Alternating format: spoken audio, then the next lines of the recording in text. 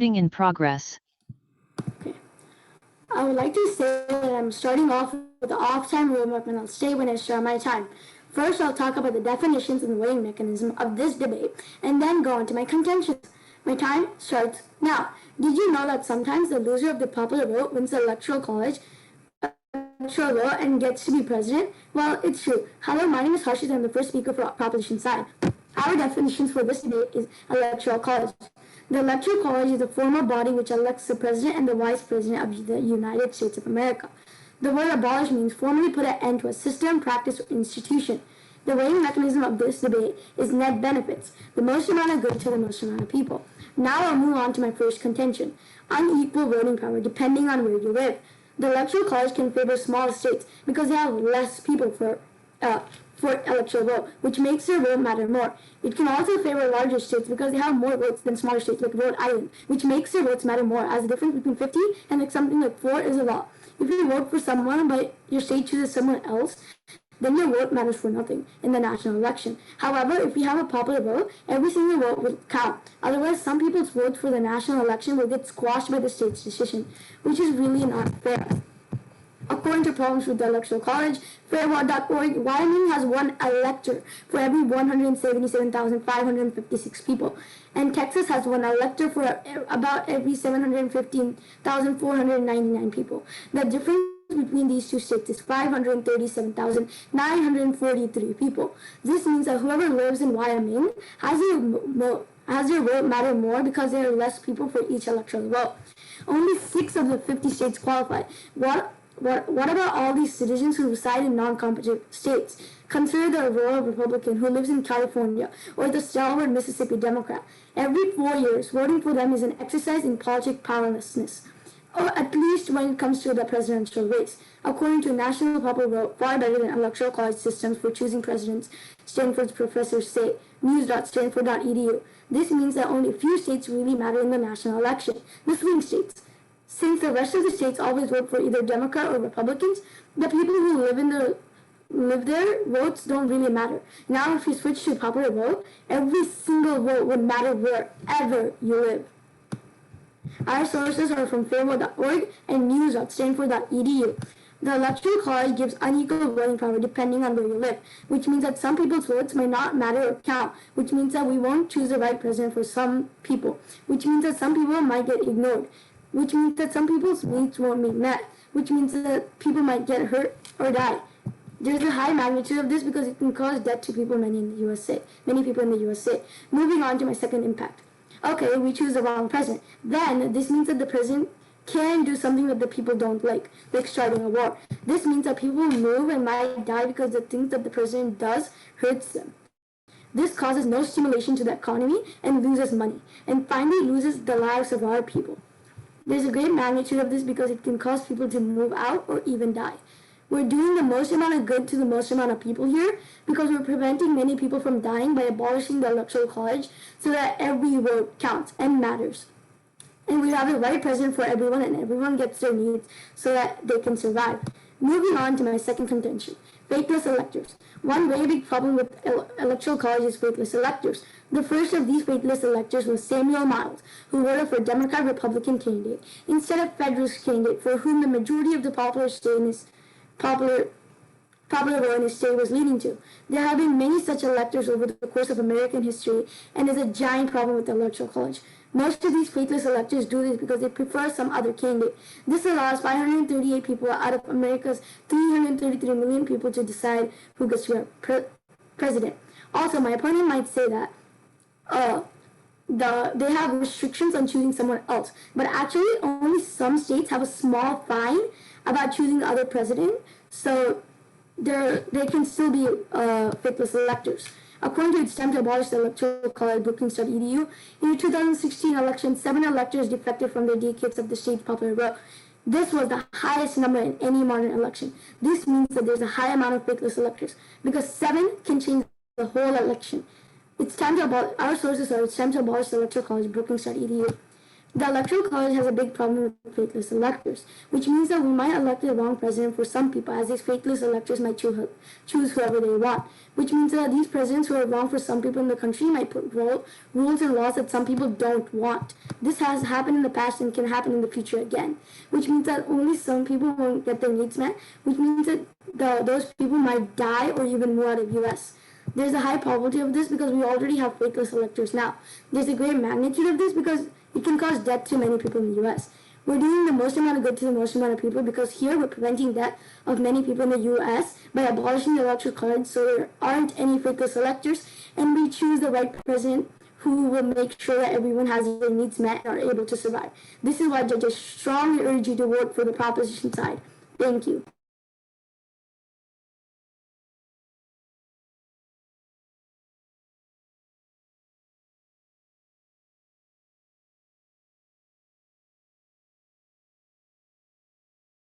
Top one when you're ready. Okay. Hello, Judge. My name is Cindy, and I am the first opposition speaker for the topic. The United States should abolish the Electoral College. A quick off-time roadmap of what I will be going over. First, I will be giving a PIC counter plan, and lastly, going to refute my opponents, and lastly, going to give two contentions. A PIC counter plan would be a plan-inclusive counter plan would be to remove just part of the Electoral College. Simply remove the winner-takes-all systems in the states. Here is an example of the system. In California, if a Democratic president won 29 electoral votes and the Republican got 26, the Democrat would get all 55 votes. This is not a good way to represent the state's votes. So our team would instead leave the electoral votes separate in the same situation, and the Democrat gets 29 electoral votes and the Republican gets 26. Then we could count all of the votes at a federal level. An example of states who don't use the winner-takes-all system are Maine and Nebraska. According to 270talent.com, using the congressional district method, Maine and Nebraska allocate 2 electoral votes to the state popular vote winner and then 1 electoral vote to the popular vote winner in each congressional district. Refutes. Gives advantage to certain states only. That will happen even without the Electoral College, since all the larger cities and states will get all the advantages. Second, faithless electors have never actually changed the outcome of a presidential election. Today, only one elector has cast a vote for the opposite party's nominee instead of his own at a close contest. Now moving on to my own contentions. Contention 1. More fair elections without the winner-takes-all system. The U.S. has a winner-takes-all system in the Electoral College. This makes the full state vote for only one leader in all. That is unfair. In California, for example, you have many Republican voters, but their votes aren't as important since most of California is Democratic. So all the Electoral College votes become Democratic. This leaves many voters feeling like their votes don't count. This will discourage them from voting, which will lead to a president who people don't support. In 2016, Trump won many states by a narrow margin, but was able to claim all the votes. NCSL.org says that the winner-takes-all rule is why 70% of American voters are ignored. Now on to impacts. No winner-takes-all system in the states will lead to votes being represented in a better way. This will make a more fair election, and the president will also be supported by more people. This will probably make a law. He will also probably make laws that citizens like more, and he will be a better president in all, which will lead to less poverty and a better quality of life.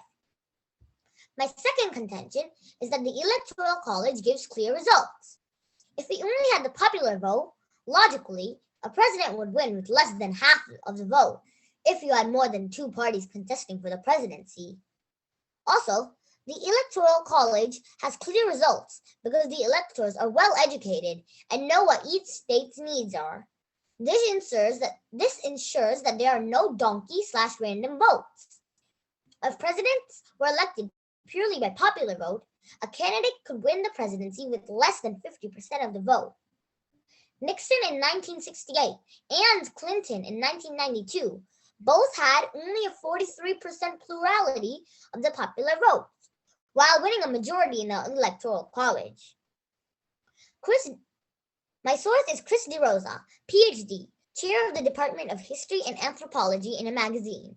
My impact is that with the Electoral College, there will be a clear result, which leads to a good president, and the president will make a decision that helps all Americans, which is better for the American citizens' quality of life and also for the economy. As you can see, by removing the winner-takes-all system, we are solving many problems in the proposition world, and that is why I sincerely hope that you vote for opposition. Thank you, Judge. Can you repeat your contentions, please? My contentions were that because it's the final. okay. Wait, really? If you can answer his POI within your speech time, you can do it. Okay.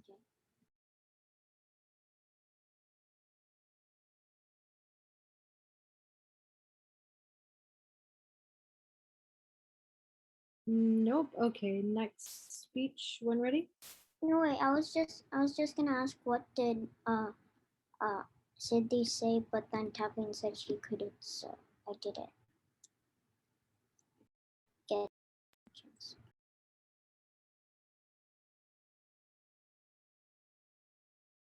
Okay, I guess I'll start. I would like to say that as I am starting off with an off-time roadmap, I will state when I start my time. First, I'll refute my opponent's points. Then I will go on to my contentions. My time starts now. Did you know that the words Electoral College should not actually appear in the Constitution until 1845, and the founders didn't actually state it in there? Well, it's true. Hello, my name is Arnav, and I'm the second speaker for the proposition side. Now onto my refutes. The Electoral College does not give clear results because there are untrustworthy electors, such as faithless electors.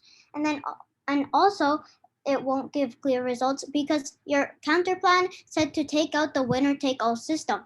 And with that counterplan, that contention really doesn't make sense because without the winner-take-all system, without the winner-take-all system, there will be a lot more votes to count. So it'll actually be really hard to see the winner. And you said that the faithless electors never decided who won. And actually, it might in the future because the amount of faithless electors is increasing every single year. Now, onto my contentions. They are ignoring the popular vote. Reasoning. When Americans vote in the 2020 presidential election, they are not actually voting for the next president. Instead, they are voting for the state's representatives in the Electoral College who will then vote for the president. The distinction matters. They are ignoring the popular vote. Why are they ignoring the people's votes? Millions of people are contributing to elect the president just to see their votes not count. We should abolish the Electoral College. And also, the founding fathers didn't want the Electoral College, so why don't we remove it? The Electoral College makes it so that the loser of the popular vote can win the entire election. This has occurred in 2016 with the Donald Trump election. Former Secretary of State Hillary Clinton won the national popular vote by 2.9 million votes, and according to CNN, but Donald Trump won the election. This process is illogical. The majority of the voters chose Clinton over Trump. It should only make sense for Clinton to be going to the White House. This process also forces many voters to feel irrelevant. A 2018 UF election projection found that most presidential elections before 2020 had only about a 50 to 60% turnout. This is because many felt that their vote was unimportant and lacking influence. And if there's more turnout, then we won't choose the right president for our country. Evidence. According to CNN, every vote matters, and the way we can make this happen is that we can have a national voting. That means getting rid of the electoral college, and every vote will count. This shows that we should abolish the electoral college and make every vote matter. The Washington Post says Americans are not going to be satisfied with the leaders who have been rejected by the majority of the voters, and they're right not to be. It's time to let the majority rules. This also shows how to make our vote matter more. CNN also says we should make every vote truly count as an expression of popular will. Source: CNN and the Washington Post. Impact: if we continue to ignore the people votes, then the people won't get the president they need. Only some people. The electors, who are only 538 in America's 330 million population, will not get to choose the president, and we might elect somebody who is wrong for some people or most of the people. This can cause laws and rules that people don't want, and the people will not want to live in this country. This has happened in the past and can happen again in the future. This means that some people won't have their needs met, and this means that some people might die. Magnitude: there's a great magnitude of this because most of the people in the US might die or move. Way: we do the most amount of good here to the most amount of people because we are preventing death of many people by getting their needs met, which can be done by abolishing the electoral college. This is why you should vote for the proposition side. Thank you.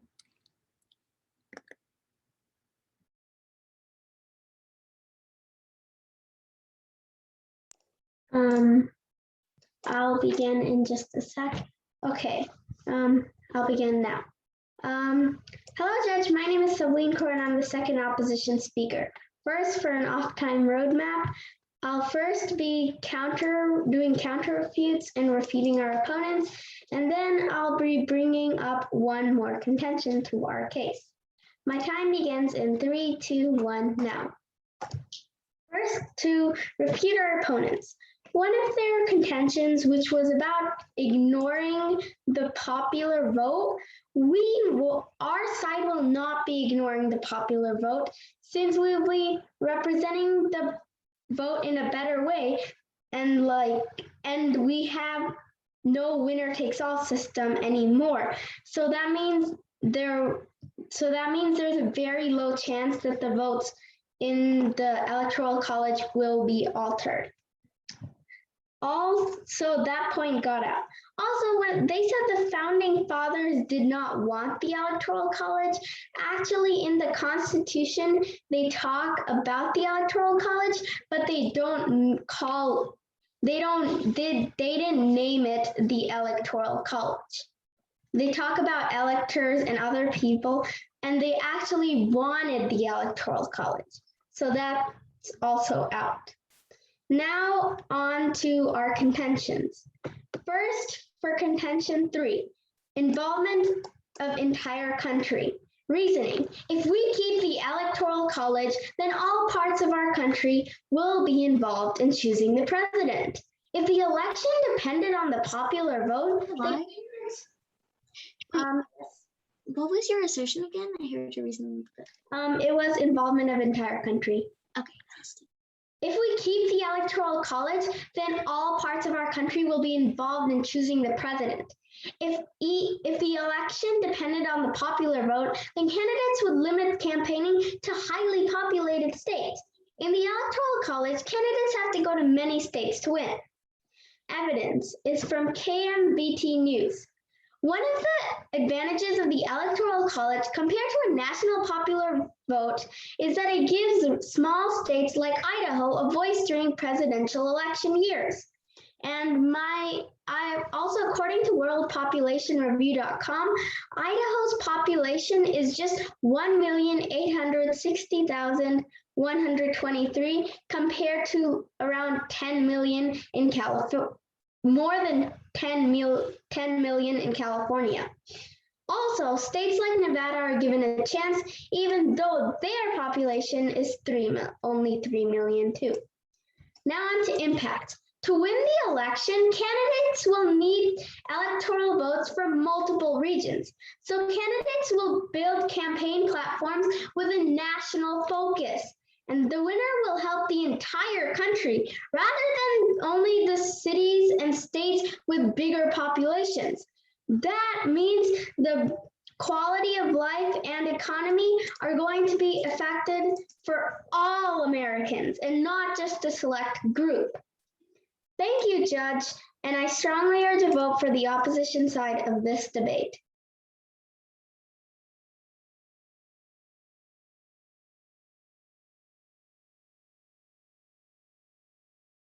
Op 3 when you're ready.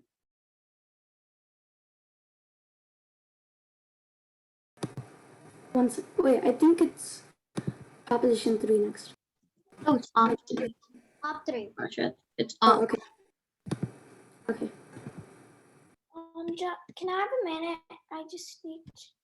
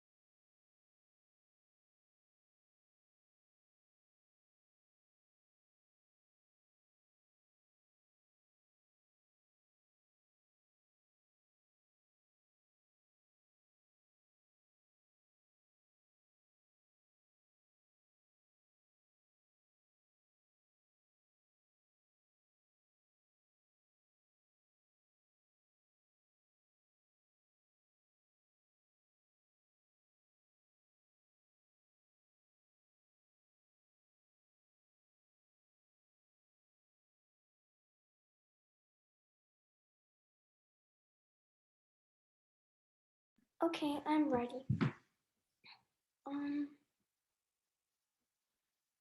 My time starts in 3, 2, 1. Hello, Judge. My name is Sri Samhita Koganti, and I'm the third and final opposition speaker for the topic that the United States should abolish the Electoral College. Here is my roadmap for your convenience. First, I will give a view of my counterpart. Then I will sum up all of my team's points.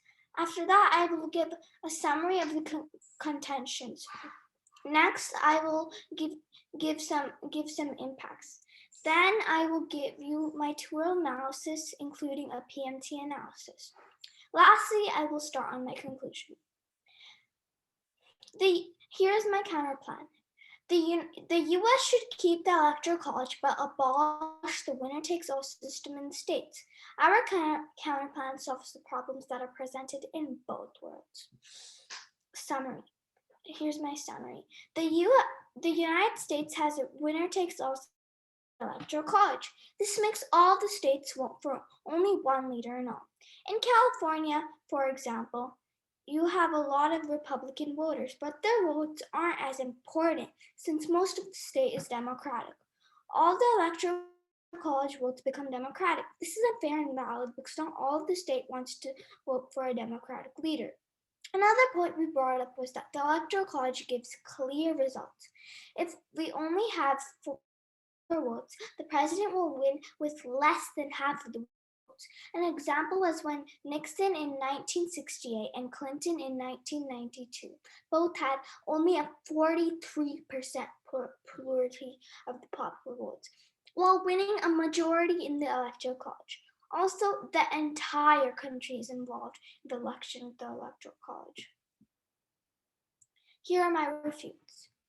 We refuted Proposition's first contention by saying that will happen even without the Electoral College, since all the larger cities and states will get all the advantages.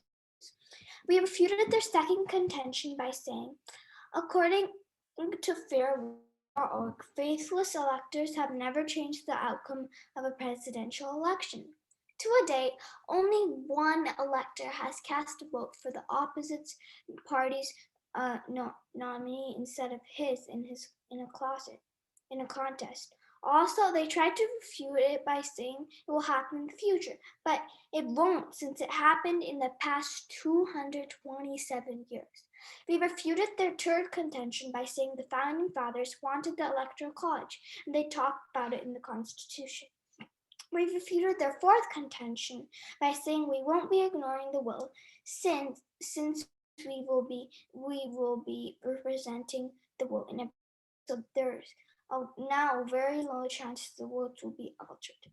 My team also refuted all the points from the proposition, but they did. In fact, they only refuted one contention. Here are my impacts. If there's no winner-takes-all system in the states, votes would be shown in a better way, which would lead to a more fair election. The president would be supported by more people, and the laws would support citizens better. With an electoral college, we have clear results resulting in a good president. This will lead to a president who can make decisions that help all Americans, and that is obviously good for America's citizen quality of life and also for the economy. To win the election, candidates need electoral votes from all the states. This would make the candidates build campaign platforms with focus on the entire nation. The winner would not only help large cities, but would help also small cities. This would provide a better quality of life and economy for all Americans, therefore proving that we win on the weighing mechanism of net benefits. Here's my two-world analysis. The opposition's world. In our world, all elections that happen are fair and square. Each state doesn't have only one candidate votes for an all. Instead, they are allowed to have multiple candidates. Also, the votes that will be represented in a better way. For example, a state might have 24 votes for Republicans and 22 votes for Democrats. All of our elections are without the winner-takes-all system in the states. The propositions world. There is no electoral college, so the government would have problems like miscounting the votes, and they would have to do recounts rather than focus on the major conflicts like climate change. Also, the candidates would only go to highly populated areas like New York or California. This means the smaller states aren't as important. Because of this, not all of the country's opinion will be in the election, and a leader that is not fit for the country would be chosen. Our world is better. Here is my PMC analysis.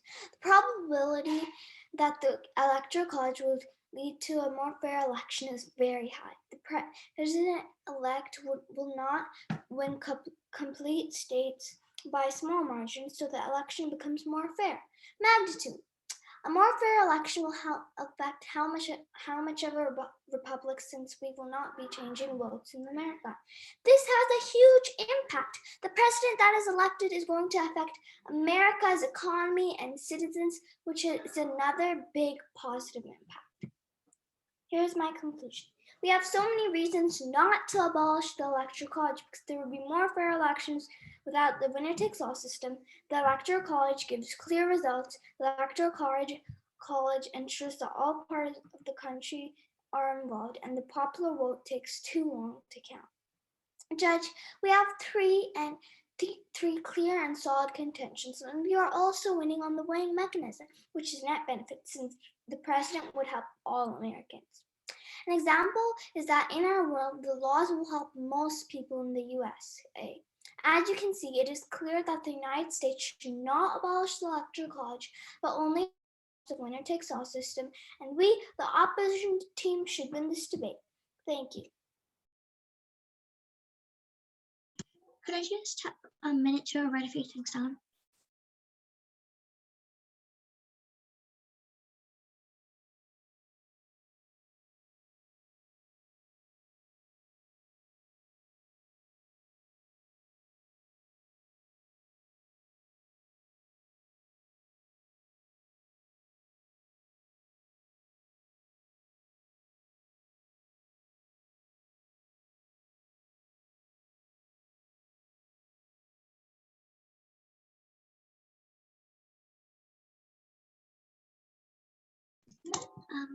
Okay. I'm ready. Okay, just 1 second. Just get my typers. Okay, so I would like to say that as I am starting with an off-time roadmap, I will state when I start my time. First, I'll refute opposition 1 and 2 and 3 speeches, and then I will go on to summarize our plan. say my opponent's contentions and their refutes to them, and do the true world analysis and impacts. My time starts now. Did you know that on 5 occasions, the winner of the popular vote did not capture the presidency? Hello, my name is Arna, and I am the third and last speaker for the proposition side. So moving on to my refutes. So first of all, my opponents, they said that the founding father thingy was an assertion, but it was actually a hook, just saying. And again, they said that there haven't been any faithless electors before in like a really long time, but faithless electors are actually increasing. So like, we haven't had something like COVID-19 since a long time, but it's happened. So why can't faithless electors happen too?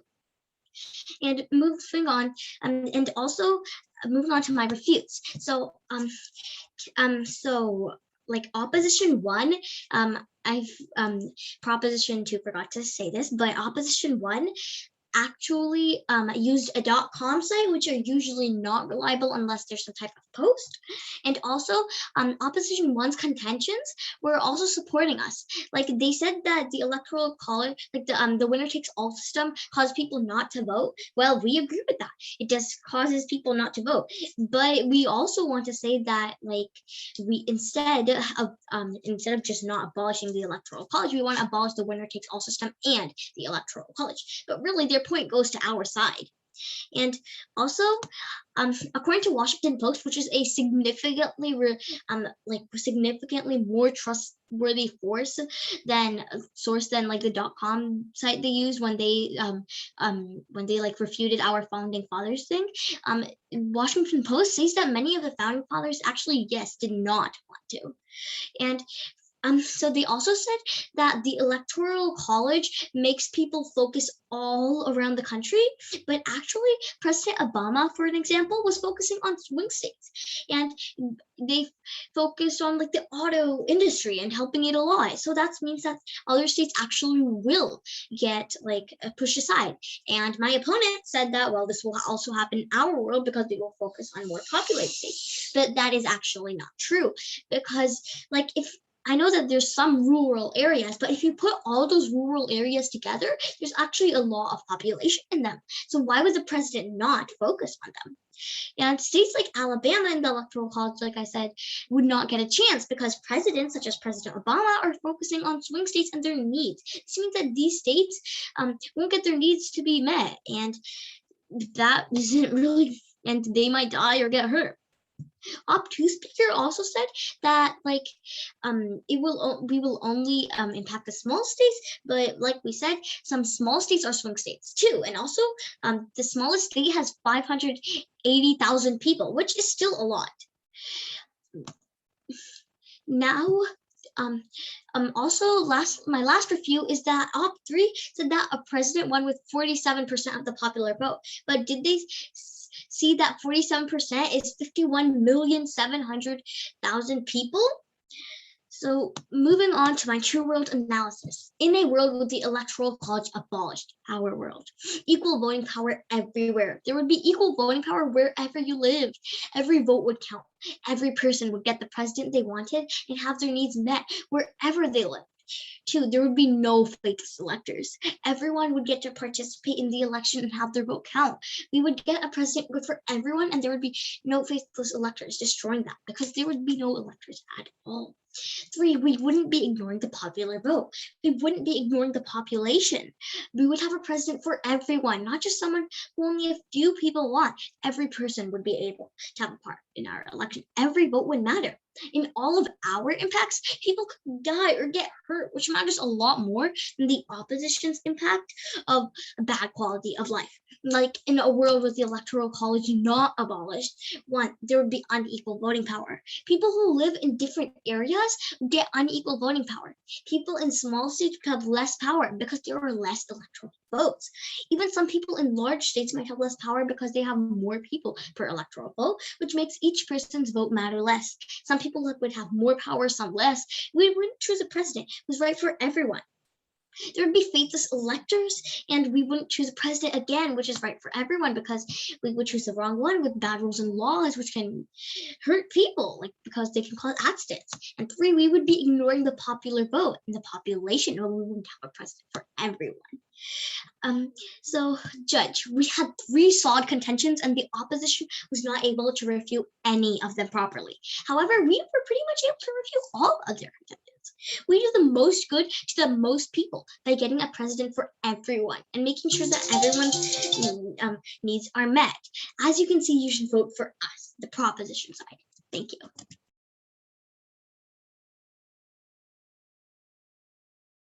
I'm so smart with this mic. Okay, all right, good job, everyone.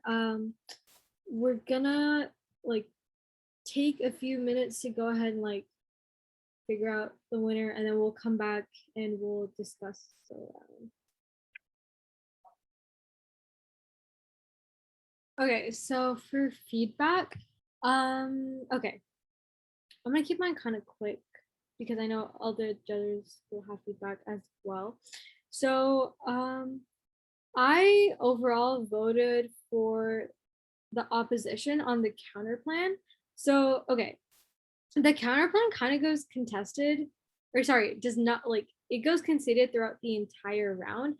I think proposition only talked about the counter plan once in proposition 2, and it was just to say, say how like it makes it harder to count votes, but then it got refuted in the third speech. So it kind of like that was the only thing, and it wasn't the strongest refutes against the counter plan. So yeah, I primarily voted for the counter plan. I think, but for the counter plan itself, it's a good counter plan. I think you still need to like focus a little bit on writing kind of in-depth solvency, kind of like how it solves, why it solves. So then you kind of ignore a lot of the arguments that come out of the proposition about why it's a bad plan or something like that, or why it doesn't solve. Because like as they said, like, oh, it takes a long time to like count the results, but then you can very easily just put under like, oh no, the electors are, or something like that. So then it can save you some time. It can also make it more like easier for you and harder for your opponents, and you never want to make life easier for your opponents. So there's that. Proposition, I really liked your speech. I loved both the third speeches. I overall think that proposition had really good points. It was just that the counter plan was solving for all of the points that they were saying instead of abolishing the electoral college. So my vote essentially went for the opposition of the round. Next person. Okay, should I go? Okay, so I ended up voting for the proposition side of this debate. So it was really close for me because it was basically the opposition's counter plan, but then the prop also had really solid points. But at the end, op's counter plan, I didn't see that there was a lot of solvency. I felt like you could have actually connected the links much better for opposition, and then you would have won this debate. But you didn't connect the links for me, and I as judge cannot make the links for you. So you could have easily refuted the proposition's points through your counter plan, but you just needed to use it properly, use the links, impact it out, which I couldn't see. However, the proposition side, you guys had really solid points, and I felt that some of those points flowed through the debate, and at the end, those impacts outweighed the counter plan. But opposition, I think you did a really good job. Everyone in this debate did really well, but if you just explained why your counter plan actually refuted the opponent's points and just linked it out for me, it would have been better. So yeah. Yeah, okay, so I guess I have to do a tie break now. But okay, so I just want to start off by saying like congrats to both teams for making it to finals. This is a really good round. And I can like see like the skill that you developed over time. So just a congrats. Both teams did really, really well. So I also voted for the proposition. And the reason was similar as my fellow judges, is that I felt like the plan didn't have that much solvency, as in like it was a counter plan, but then your contentions seemed not really too related to the counter plan. Like you laid out the plan because of counter plan, and then you just went on your own contentions. Again, it's like I agree with Ruth. Like if you had linked your counter plan out better, I think like it was very close, but I ended up voting for the proposition because I just didn't see any, like I just didn't see how the counterplan like related to the rest of the negation case, and it was just very difficult to make that connection. And also, I felt like a lot of the impacts that the opposition outlined, like the president can win with less than 50% of the vote, or like a lot of people are ignored, like that exists in both worlds, sort of. So I didn't really, there wasn't like a lot of unique impacts. So yeah, that's mainly it. If they're doing better solvency for the counterplan, I definitely would have voted that way. It was a really tough decision. Proposition did a really good job in like sort of laying everything out and making those links better. And also you mentioned swing states, which the proposition mentioned swing states. I think if you had talked more about swing states and like how the opposition was talking a lot about like how we have to like make this fair, right? Like it isn't fair for like big states to have a larger say and for like candidates to only campaign there. If proposition had emphasized more that swing states get all the attention now, I think it would have been an easier vote for the proposition.